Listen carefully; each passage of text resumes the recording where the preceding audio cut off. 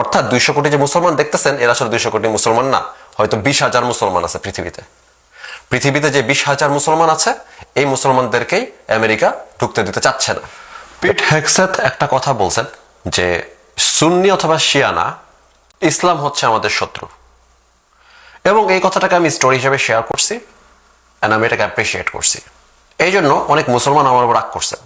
এই যে পিট হেগসেথ এই কথাটা বলেন, অথবা এরকম অনেক পশ্চিমায় আছেন যারা, অথবা অনেক মুসলমানও আছেন যারা এই কথাটা বলেন, তারা আসলে কোন প্রেক্ষাপটে বা কোন অর্থে কথাটা বলেন সেটা অনেক মুসলমানের জানা নাই।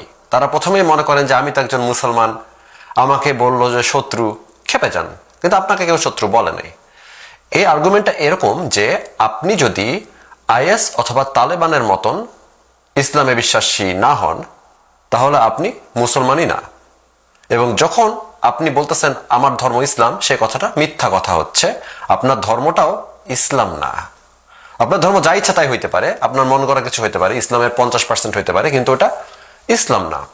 অর্থাৎ আপনি নিজেকে আর মুসলমান দাবি করতে পারেন না যদি আপনি বলেন যে তালেবানরা তো খারাপ, আইএসরা তো খারাপ করছে। এই ধরনের কথা বলার পরে আপনি নিজেকে মুসলমান দাবি করতে পারেন না, অর্থাৎ ওই ধর্মটা আপনার ইসলামই না। সুতরাং যখন পিট হেগসেথ বলতেছেন যে ইসলাম আমাদের শত্রু, তখন আপনাকে মিন করে বলা হচ্ছে না। যখন কেউ বলতেছে মুসলমানদেরকে ব্যান করে দেওয়া উচিত, তখন আপনাকে মিন করেই বলতেছে না কেউ কথাটা, যদি আপনি আইএস বা তালেবান পন্থী না হয়ে থাকেন। এখন এখানে প্রশ্নটা আসবে যে আচ্ছা, আপনি যে বললেন যে আইএস বা তালেবানের মতন আমি না, তার মানে আমি মুসলমান না, তুই বেটা বলার কে, যেটা আমার ফ্রেন্ড আমাকে বলতেছিল, তুই বেটা বলার কে। কিন্তু এখানে আপনাকে বুঝতে হবে আমি কিছুই বলতেছি না আপনাকে, এই কথাগুলো কোরআন এবং হাদিস বলতেছে, এই কথাগুলো ইসলামের আইন কানুন বলতেছে। এবং এখানে শুভঙ্করের ফাঁকি হিসাবে আপনাদেরকে বোকা বানানোর জন্য লাখো লাখো আলেম প্রতিদিন আপনাদেরকে উল্টাটা বলতেছে, সেটা আপনাদেরকে আমি বিবেচনার উপর ছেড়ে দিব। এই ভিডিও শেষ করবেন, আপনি নিজে খোঁজ খবর নেবেন এবং বোঝার চেষ্টা করবেন যে কোন আলেমরা সত্য কথা বলছে এবং কোন আলেমরা মিথ্যা কথা বলছে। এরকম একটা আলোচনাতে যাওয়ার আগে আমরা একদম বেসিকে আসি। ইসলামের মধ্যে অনেক গোলা কারণ আছে যে কারণে আপনি আর মুসলমান থাকবেন না, এ বিষয়ে আপনারা হয়তো জানেন। যেমন মুসলিম থাকার জন্য প্রথম শর্ত হচ্ছে আপনাকে বিশ্বাস আনতে হবে, ঈমান আনতে হবে। কেউ যদি বলে যে আমি মুসলমান কিন্তু আমি মুহাম্মদ সাল্লাল্লাহু আলাইহি সাল্লামকে নবী হিসাবে স্বীকারই করি না, সে নবীই না, তাহলে সে আর মুসলমান থাকবে?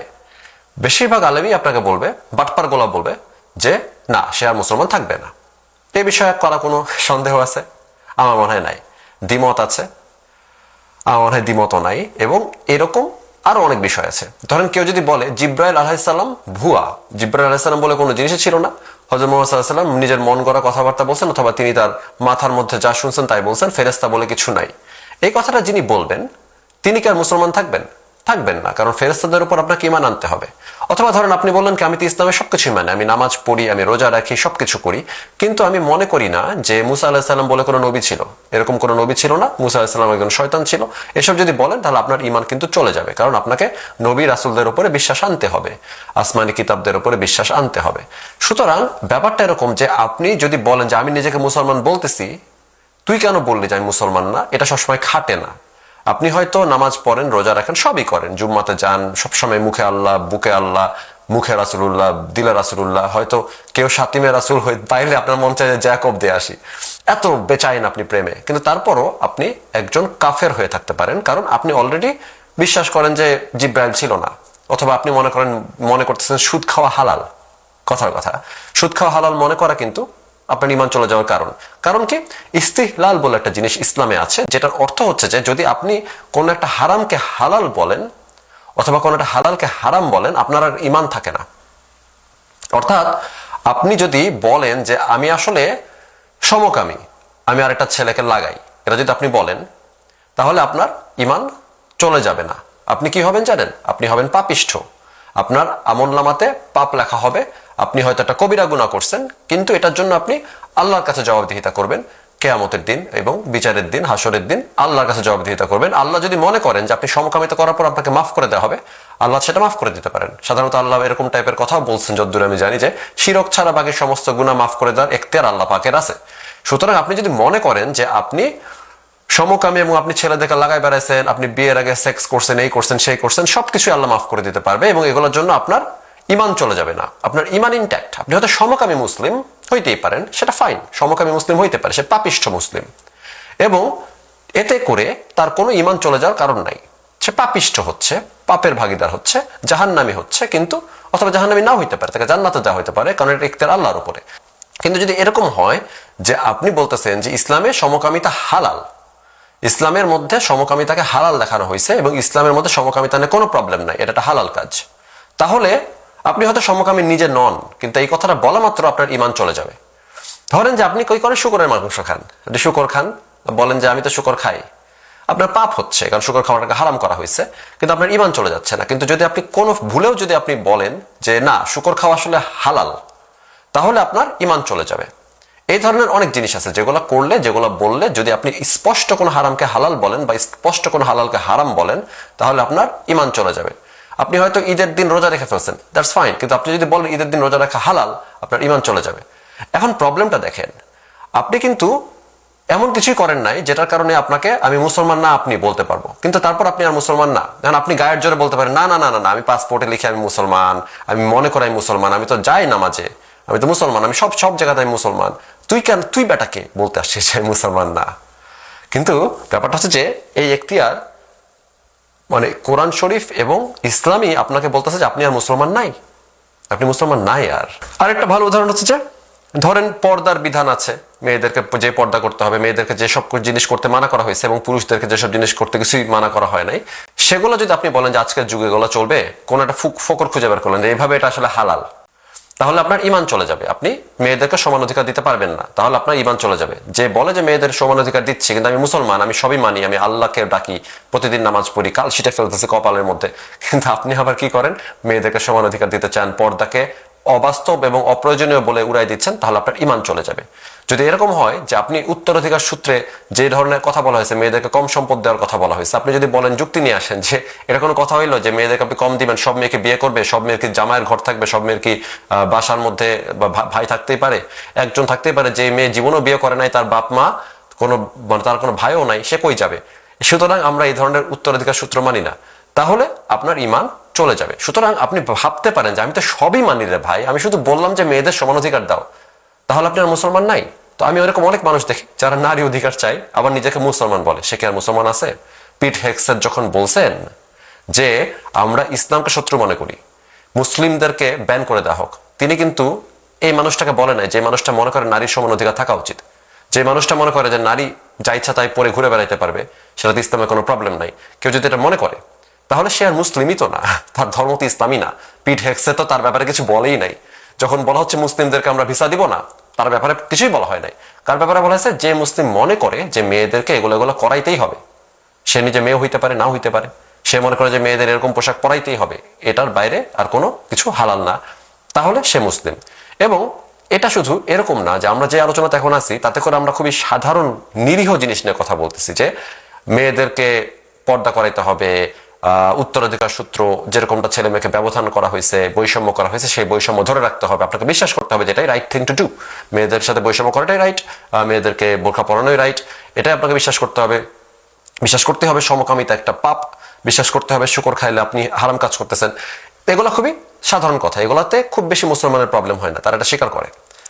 সমস্যাটা হয়, দেখেন আমি যে কথাগুলো বললাম সে অনুযায়ী অনেকে আপনাদের মধ্যে মুসলমান না, যারা ভিডিও দেখতেছেন এবং মনে করেন যে নারী পুরুষকে সমান অধিকার দেওয়া উচিত, তাদের আসলে কারো ঈমান নাই। আপনি হয়তো এখন বলতে পারেন আল্লাহ কি করলাম, একটু তওবা করে কালেমা পড়ে ফেলি, লাভ নাই, আপনি অন্তর থেকে বিশ্বাস করতে পারতেছেন না কথাটা। যতক্ষণ আপনি অন্তর থেকে এটা বিশ্বাস করতে পারতেছেন, আপনি মুসলমান নাই।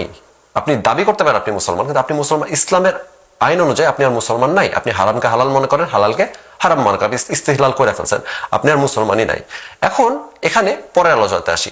এইটা তো গেল একটা অংশের মুসলমান, ধরেন যে এটাকে খুব বেশি মানুষ, বেশিরভাগ আপনার পরিচিত মুসলমান এগুলো সবই হারাম মনে করে এবং তাদের ঈমান আছে, তাই না? তাদের ঈমান আছে। ধরেন যে কিছু মানুষ আছে যারা অত্যন্ত লিবারেল, অত্যন্ত সেকুলার লোকজন, এই সেকুলার গুলো তো সব অমুসলিম, কারণ সেকুলার হয়ে আপনি নামাজ পড়তে পড়তে কপালে দাগ ফালাই ফেলতে পারেন, কিন্তু সেকুলার হওয়ার মানে আপনি আসলে ইসলামের ভিতরে নাই। তো আপনার ধর্ম ইসলাম না, যখন মুসলিম ব্যান করার কথা বলা হচ্ছে আপনাকে ব্যান করার কথা বলা হচ্ছে না। কিন্তু এরকম লোক কয়টা আছে? হয়তো 20%, হয়তো 15%। মুসলিম পপুলেশনের মধ্যে এই 15% হচ্ছে কাফের হয়ে গেছে, কারণ তারা সেকুলার, তারা মনে করে নারী পুরুষকে সমান অধিকার দিবে। সো নারী পুরুষকে সমান অধিকার দিয়েও যে নিজেকে মুসলিম দাবি করে, রুমিন ফারহানের মতন ভদ্র মহিলারা, তারা কিন্তু জানে না, হয়তো ইসলাম সম্পর্কে অজ্ঞতা থাকতে পারে, কিন্তু ইসলামের দৃষ্টিতে তারা আর মুসলমান নাই। এখন সমস্যা হচ্ছে যে আপনি আমাকে জিজ্ঞাসা করবেন তাতে কি 80% লোক তো স্টিল মুসলমান আছে, কিন্তু বাকি 80% লোকের মধ্যেও প্রায় সবাই মুসলমান নাই। তার কারণটা আপনাকে আমি বলতেছি। এতক্ষণ আমরা বললাম কি, খুব সাধারণ কথা, শুকর হারাম, মেয়েদের পর্দা করতে হবে, অনেকে মেনে নিতে না পারলেও এটা মেনে নেয় যে পর্দা করাটা ফরজ, এটা কিছু করার নাই আর কি। কিন্তু এরকম যেমন সূরা নিসার 24 নম্বর আয়াতে বলা হয়েছে যে আপনার জন্য কোন মেয়েরা হালাল, আপনার বউ হালাল, এবং আপনার ডান হাতে মানে যাদের মালিক অর্থাৎ যারা দাসী তারা হালাল, তাদের যদি স্বামী থাকে তাও হালাল। মানে হচ্ছে যে যদি আপনি কোনো যুদ্ধবন্দী নিয়ে আসেন, যাকে আপনি যুদ্ধে কোনো একটা জায়গাতে আপনি জিতছেন, তারা হেরে গেছে, তো মেয়েগুলোকে আপনি ধরে নিয়ে আসছেন, এই মেয়েগুলোকে আপনি ভোগ করতে পারবেন যদিও মেয়েদের স্বামী বেঁচে আছে। সো এই জিনিসটা সূরা নিসাতে কেন আসছে? কারণ একটা যুদ্ধে, হুনায়নের যুদ্ধে হযরত মুহাম্মদ সাল্লাল্লাহু আলাইহি ওয়াসাল্লাম সাহাবাদেরকে পাঠাইছিলেন, তারা ওখানে জিতছে, জিতার পরে সবাইকে ধরছে, অনেক মেয়ে ছিল, তো সাহাবারা এই মেয়েগুলোর সাথে সেক্স করতে চাচ্ছিলেন। কিন্তু সমস্যা হচ্ছে যে তাদের মুশরিক স্বামীরা এখনো বেঁচে আছে, যেহেতু সধবাদেরকে হালাল করা হয় নাই, সুতরাং তারা একটু দ্বিধায় পড়ে গেছেন যে এরা তো সধবা, এদের তো স্বামী আছে, সুতরাং আমরা তো এদের সাথে সেক্স করতে পারি না, যদিও এরা যুদ্ধবন্দী, কিন্তু যুদ্ধবন্দীদের সাথে সেক্স করা কিন্তু পুরোপুরি হালাল। ওই যে বললাম যে দেখেন, আপনি বলেন না না এটা হারাম, আপনার ঈমান চলে যাবে, আপনি এটা বলতেই পারবেন না। সুতরাং এই সূরা আয়াত নাজিল করা হয়েছে যে না, তোমাদের মধ্যে যারা যুদ্ধবন্দী ধরছো, যুদ্ধবন্দীদের ওই মেয়েদের যদি স্বামীও থাকে, পাশে স্বামী দ্বারা থাকতে পারে, কিন্তু এই মেয়েটার সাথে তুমি সেক্স করতে পারবা, কারণ সে তোমার যুদ্ধবন্দী এবং তোমার জন্য সে হালাল। এই রকমের আয়াত আছে, এটা একটা উদাহরণ দিলাম, আমি ভিডিওটা খুব লম্বা করতে চাই না। এরকম অসংখ্য আয়াত আছে যেগুলা এই যে বাকি 80% মুসলমানের কথা বললাম না, যে আপনি বলবেন যে এরা তো শুকরকে হারাম মনে করে, এরা তো পর্দাকে ফরজ মনে করে, এই 80%-এর মধ্যে 70%-ই দেখবেন এই আয়াতটাকে আর স্বীকার করে না হারাম হালাল হিসাবে। কোনো একটা প্রসেস দিয়ে আসবে, সরকার নিয়ে যাবে, সরকার তারপরে সেক্স করার জন্য উন্মুক্ত করে দিবে 1 মাস অপেক্ষা করার পরে, আইন আছে কিন্তু।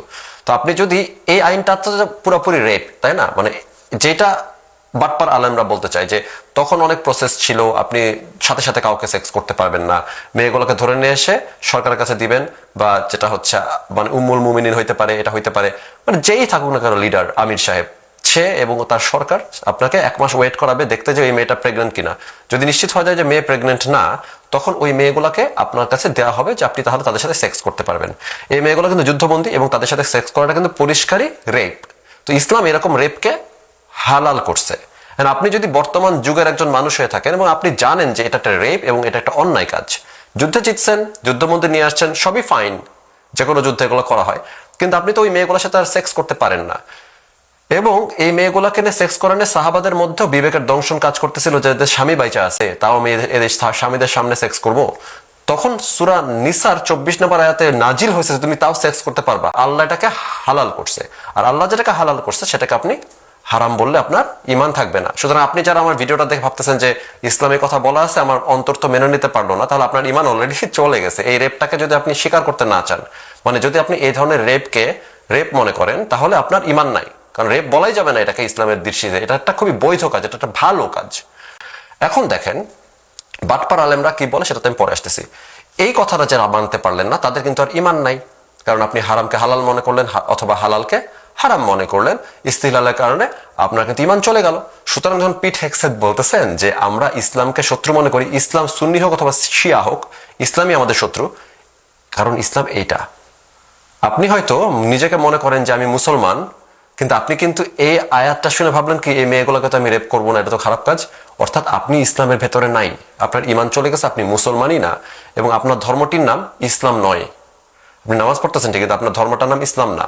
পিট হেক্সার যখন বলেন যে ইসলাম আমাদের শত্রু, আপনার ধর্মের ব্যাপারে বলে নাই, কারণ আপনার ধর্ম ইসলাম না। যখন মুসলমানদেরকে ভিসা ব্যান দেওয়ার কথা বলে বা ব্যান করে দেওয়ার কথা বলে, তখন তারা আপনার কথা বলে নাই, কারণ আপনি তো মুসলমানই না। যে মুসলমান না তার তো গায়ে লাগার কথা না। দুঃখের ব্যাপারটা হচ্ছে যে বেশিরভাগ মুসলমান না যারা, এসব মানুষগুলো নিজেকে মুসলমান মনে করে এবং নিজের গায়ে এই কথাগুলো টেনে নিয়ে আসে। এবার আসেন বাটপার আলেমদের কথা। একটা ঘটনা ঘটে গেছে, ওইটার প্রেক্ষিতে অন্যান্য ব্যাখ্যা দাঁড় করিয়ে বর্তমানে একটা ভিন্ন সমস্যা যেটা কোরআনে ছিলই না বা হাদিসে ছিলই না, সেটাকে সমাধান করেন। ওইটাকে ইজমা বলা হয়। যখন একটা ঘটনা যেটা ওইভাবে টেনে এনে সমাধান করা সম্পূর্ণভাবে সবাই একমত হয়ে করতে পারতেছে না, তখন আলেম ওলামারা সবাই মিলে বসে, বেশিরভাগ মানুষ যখন একমত হবে যে এই কাজটা আমরা করব, তখন সেই কাজটিকে হালাল ভাবা এবং বাকিটাকে হারাম ভাবা, এটা হচ্ছে কিয়াসের অন্তর্গত, যেখানে আপনি আসলে জনমত নিয়ে আসতেছেন যারা স্কলার ইসলামিক তাদেরকে দিয়ে, এবং এই ধরনের আয়াত অথবা হাদিস আছে যে আমার উম্মতরা কখনো মেজরিটি ভুল করবে না, এই ধরনের কথা আছে। তো তো আমাদের যারা বাটপার আলেম, বাটপার আলেম করে কি, আপনাকে বোঝাতে চাবে যে দেখো এই যে যুদ্ধের আয়াতগুলো আছে এগুলো তো এখন আর প্রযোজ্য না, আইএস এবং তালেবানরা যা করতেছে খারাপ করতেছে, কারণ তারা ওইসব আয়াতের ব্যাখ্যা দিচ্ছে তাদের বর্বরতা টিকিয়ে রাখার জন্য, কিন্তু এখন তো এগুলা প্রযোজ্য না। কেন বলতেছে? প্রথমত বেশিরভাগ আলেম একমত হয়েছে, কিন্তু আলেমদের একমত হওয়ার কোনো অধিকারই নাই যেগুলা পরিষ্কারভাবে একেবারে লিখে দেওয়া হয়েছে কোরআনে। আলেমদের কিন্তু এখানে বাটপারি করে নিজের মতামত দেওয়া যে আচ্ছা 2026 সালে তো এটা রেপ হয়ে যাচ্ছে, এটাকে আমরা খারাপ বলবো অথবা এটাকে বলবো ওই সময়ের জন্য প্রযোজ্য ছিল, এইটা বলার অধিকারই আলেমদের নাই। কোরআনে স্পষ্ট বলা হয়েছে, তুমি আজকে 2026 সালে এসে বলতে পারো আমরা কিয়াস করতেছি অথবা আমরা ইজমা করতেছি। ইজমা কিয়াসের দরকার তখন হয় যখন স্পষ্ট কিছু নাই, যেটা স্পষ্ট বলা আছে কোরআনে এটা হালাল, তুমি আবার কোন চ্যাটের বাল আলেম আয়েশা বলতেছে এটা হারাম। কারণ কি? কারণ তারা জানে যে এই কথাগুলো যে ইসলামে আছে, এই কথাটা যদি সে মেলো ডাউন করতে না পারে তাহলে ইসলামকে সবাই, যে পিট হেক্সে যেটা বলতেছেন ইসলাম আমাদের শত্রু, আমি যখন বলতেছি ইসলাম আমাদের শত্রু, আমি তো বলতেছি ইসলামের কথা। এই আলেমরা দেখাচ্ছে যে ওটা ইসলাম নয়, আপনার ইসলাম ভুল বুঝতেছে। এখন আপনারা ধোকা খাচ্ছেন কেন? 90% আলেম এই কথা বলতেছে, 90% আলেমই বাটপার। তো মুসলমানরা বলে না যে আমরা কই যাব, আমাদের তো আলেমরা বলছে, আমরা আলেমদের কথা শুনতেছি, আপনাদের সব আলেমই তো বাটপার। এখন একটা মিথ্যা কথা যদি 100 জন মিলে বলতে আসে, যে কথাটা কোরআন হাদিসের বাইরের কথা, সেই কথাটা যদি 100টা আলেম মিলে আপনাকে বুঝায় যে এটা এইভাবে এইভাবে এইভাবে এইভাবে সত্য, এই আইনের এই ধারা দিয়ে ওই শব্দের ওই মানে দিয়ে সত্য, তাই বলে ওটা সত্য হয়ে যাবে? এরা কিন্তু জানে যে এগুলার কোনো ব্যাখ্যাতের ইখতিয়ারই তার নাই। তায়াম্মুমের যে আয়াত, তায়াম্মুমের আয়াত আসছিল সম্ভবত আয়েশা রাদিয়াল্লাহু আনহা একটা উট হারাই গেছিল, মেবি আমি ভুল বলে থাকতে পারি, কিন্তু সম্ভবত অথবা অন্য কারো একজন উট হারাই গেছিল, তাদেরকে খোঁজার জন্য সাহাবাদেরকে পাঠানো হয়েছিল এবং তারা খুঁজতে খুঁজতে এমন একটা জায়গাতে চলে আসছিল যেখানে পানি পাওয়ার কোনো উপায় নাই এবং ওয়াক্ত চলে যাচ্ছে, মেবি আসরের নামাজের ওয়াক্ত, মেবি মাগরিবের নামাজের ওয়াক্ত, যেহেতু মেমোরি থেকে বলতেছি এটা ইম্পর্টেন্ট না, আপনারা দেখে নেন, আমি স্ক্রিনে দিয়ে দিব। এবং সেই যে উট হারাই যাওয়ার কারণে পানি পাচ্ছিল না, তখন তারা তায়াম্মুমের আয়াত নাজিল হয়েছে যে সে কেমনে তায়াম্মুম করে সে নামাজটা পড়তে পারে। এই নিয়মটা তখন থেকে জারি হয়েছে। এটা কিসের জন্য জারি হলো? একটা বিশেষ নিয়মের জন্য জারি হলো। সুতরাং বিশেষ নিয়মের জন্য, বিশেষ ঘটনার প্রেক্ষিতে একটা আইন জারি হয়েছে, সেটা কিন্তু আজকে পর্যন্ত বহাল আছে। তারপর দেখেন, এই যে প্রথম থেকে রমজান মাসের নিয়ম ছিল যে আপনি মাগরিবের পরে যদি ঘুমায় যান ভুল করে, তাহলে আপনি আর বউয়ের সাথে সেক্স করতে পারবেন না বা খাইতে পারবেন না, ঘুমায় যাওয়ার আগে যা করা করতে হবে, এরকম আর কি একটা নিয়ম ছিল। সেই আইনটার জন্য অনেক সাহাবারা ভুলে যাচ্ছে, ঘুমায় যাচ্ছে অথবা ঘুম থেকে উঠে ভুলে ওয়াইফের সাথে সেক্স করে ফেলতেছে বা দাসীদের সাথে সেক্স করে ফেলতেছে, রোজা ভেঙে যাচ্ছে। এই কারণে আয়াতটাকে চেঞ্জ করে দেওয়া হয়েছে যে ঠিক আছে আইনটা অন্যরকম, এখন থেকে তোমরা সারা রাত সেক্স করতে পারবা একদম সেহরি রাত পর্যন্ত। সুতরাং ওটা বিশেষ অবস্থা, সেটা একটা বিশেষ কারণে আসছে, সে বিশেষ কারণটাকে কিন্তু এখন কেউ বার্তা দেয় না, ওই নিয়ম এখন পর্যন্ত বহাল আছে। বা ওই যে সূরা মায়েদার যে আয়াতের কথা বললাম যেটা তায়াম্মুমের জন্য আসছে, ওই আয়াতটা কি স্পেসিফিক একটা ঘটনার জন্য আসছিল, তাও কিন্তু এখন পর্যন্ত বহাল আছে। অর্থাৎ বিশেষ পরিস্থিতিতে আয়াত নাজিল হইলে সেটাকে এটা বিশেষ পরিস্থিতির জন্য আলাদা, এটা বলার এখতিয়ার সাহাবায়েদেরও ছিল না, এটা বলার এখতিয়ার তাবেঈদেরও ছিল না, বর্তমান আলেম ওলামাদেরও নাই। কিন্তু যখন বনু কুরাইজার সবাইকে খুন করে ফেলার জন্য একজন সাহাবা এসে বললেন যে আমি মনে করি যে এদের সবাইকে, এই পুরুষগুলোকে খুন করে ফেলা উচিত এবং এই নারী শিশুগুলোকে আমাদের গনিমতের মাল হিসেবে ধরে নিয়ে যাওয়া উচিত, এই কথাটা শুনে হযরত মুহাম্মদ সাল্লাল্লাহু আলাইহি ওয়াসাল্লাম বললেন কি সহিহ হাদিস অনুযায়ী যে হ্যাঁ, এই কথাটাই আল্লাহর ফয়সালা, উপরের ফয়সালা এটাই। সুতরাং সবাইকে খুন করে ফেলা হলো, যার দোষ আছে যার দোষ নাই, যার বয়স 16 বছর কিছুই জানে না সে চুক্তি ফুক্তির ব্যাপারে, কিন্তু ওরা খুন করে ফেলা হলো এবং তার সমস্ত ওয়াইফ, তাদের সমস্ত মেয়েগুলোকে ধরে নিয়ে এসে ইচ্ছা মতন সেক্স টেক্স করলো সাহাবারা এবং তাদের বাচ্চাদেরকে দাস হিসাবে ব্যবহার করা শুরু করলো। এই কথাটা বলা হয়েছে কোথা থেকে? কোরআনে এই বিষয়ে, আর আল্লাহ এটার ফায়সালা দিছে, হাদিস একদম স্পষ্ট, এটা বিশেষ পরিস্থিতিতে হয়েছে, এসব বলার এখতিয়ার কিন্তু নাই। তাহলে তায়াম্মুম করেন কেন? তায়াম্মুমের সময় বিশেষ পরিস্থিতি আজীবন চলতে পারবে, আর আইএস যখন কাউকে ধরে নিয়ে আসবে বলবে যে তোমরা চুক্তি ভাঙছো তোমাদেরকে এটা করবো, তখন আইএস খারাপ, আইএস কি ইসলামিক না? তখন কেন না? যখন আইএস কে হয়ে যায়, যেমন আরেকটা সূরা আছে, আরেকটা আয়াত অনুযায়ী বলা হয়েছে যে কাফেরদের সাথে আপনি কি করবেন। সূরা মুহাম্মদের 4 নম্বর আয়াতে বলা হয়েছে যে যখন আপনি কাফেরদের সাথে যুদ্ধ করার সময় কি কি করবেন, যে আপনি কাফেরদের ঘাড়ে আঘাত করবেন। তাহলে সেটা কি অন ইসলামিক হয়ে গেল? ওটা কি বিশেষ পরিস্থিতিতে ওই যুদ্ধের ক্ষেত্রে নাজিল হয়েছে বলে আপনি উড়াই দিতে পারবেন? অর্থাৎ এই আলেমগুলো বাটপারি করে, এই আলেমগুলো ইসলামকে ভালো দেখাতে চায়, কিন্তু ইসলাম কিন্তু ইসলামী, ইসলামে যেগুলো বলা আছে ওগুলাই ইসলাম। এবং আপনি যদি মনে করেন যেগুলোতে খারাপ কাজ, যেগুলো আমি মেনে নিতে পারতেছি না, তাহলে আপনি আসলে ইসলামের ভিতর নাই। আপনি গায়ের জোরে বলতেছেন যে এই বেটা কিশোর বাসা, এবং তুই কে বেটা, তুই বলতেছিস আমি আর মুসলমান নাই।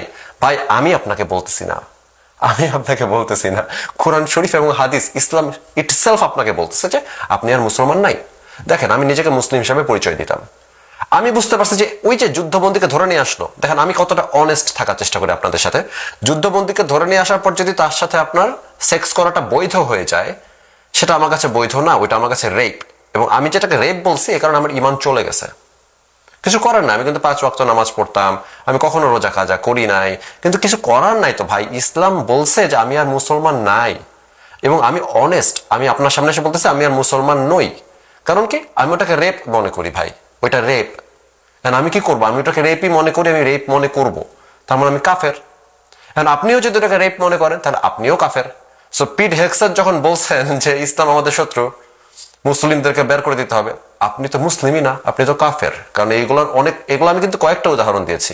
কোরআনে এরকম অনেক আপত্তিকর জিনিস আছে যেগুলো আপনি আপনার নৈতিকতা মেনে নেবেন না এটাকে, এবং যদি মেনে না নেয় তাহলে আপনি আর ইসলামে নাই, আপনি আর মুসলমান বলতে পারবেন না নিজেকে। ইসলাম কোনো সহজ ধর্ম না। এই যে বাটপাড়া আলেমদের একটা কথা, ইসলাম অনেক সহজ, ইসলামকে কঠিন করা হয় নাই। ইসলাম অনেক কঠিন ধর্ম। পান থেকে চুন খসলে আপনি আর ইসলামের অন্তর্গত থাকতে পারেন না। অর্থাৎ 200 কোটি যে মুসলমান দেখতেছেন এরা আসলে 200 কোটি মুসলমান না, হয়তো 20,000 মুসলমান আছে পৃথিবীতে। পৃথিবীতে যে 20,000 মুসলমান আছে, এই মুসলমানদেরকেই আমেরিকা ঢুকতে দিতে চাচ্ছে না। এবং পিট হেক্সার যখন বলতেছেন যে ইসলাম আমাদের শত্রু, তখন তিনি ওই 20,000 মুসলমানের, সারা পৃথিবীতে থাকা 20,000 মুসলমানের যে বিশ্বাস, যে ধর্ম, সেটাকে শত্রু বলতেছেন। বাকি যে 199 কোটি 99 লক্ষ অত মানুষ যারা নিজেদেরকে মুসলিম বলে দাবি করে, তারা কেউই মুসলমান নন। এটা আল্লাহ পাক বলছেন, এটা কিশোর বাসা ইমন বলে নাই, এটা পিট হেক্সাত বলে নাই। কিশোর বাসা ইমন এবং পিট হেক্সাত ইসলাম ধর্মটা আপনি মুসলমান দাবি করেন, আপনার থেকে বেশি জানে, তাই আমরা প্রপার ডেফিনেশনে প্রপার কথাটাই বলছি। আপনাদের খারাপ লাগতেছে শুনতে, কিন্তু আপনার খারাপ লাগার কোনোই কারণ নাই, কারণ আপনি তো মুসলমান না ভাই। এবার যদি আমার উপর রাগ করে থাকেন করতে পারেন, কিন্তু এই কথাগুলো যে বললাম, যে আয়াতগুলো দেখালাম, তাহলে আপনারা নিজেরা একটু কষ্ট করে যাচাই করে নিন। আলেমের কাছে যাইতে পারেন, কিন্তু আলেম তো বাটপার, 99% আলেম বাটপার। সে আপনাকে আবার হোগা মোগা বুঝাই দিবে। হোগা বুঝতে চাইলে যায়, কিন্তু নিজের বিবেকটাকেও খাটায়েন, নিজের বুদ্ধিমত্তাটাকেও খাটায়েন। এবং আপনি যদি মুসলমান হতে চান তাহলে আপনি হন আয়াস অথবা তালেবানের মতন লোক। আমি কি করতে পারি, কিন্তু সম্ভাবনা আছে যে আপনি মুসলমান না ভাই। সবাই ভালো থাকবেন, আজকের মতন বিদায়।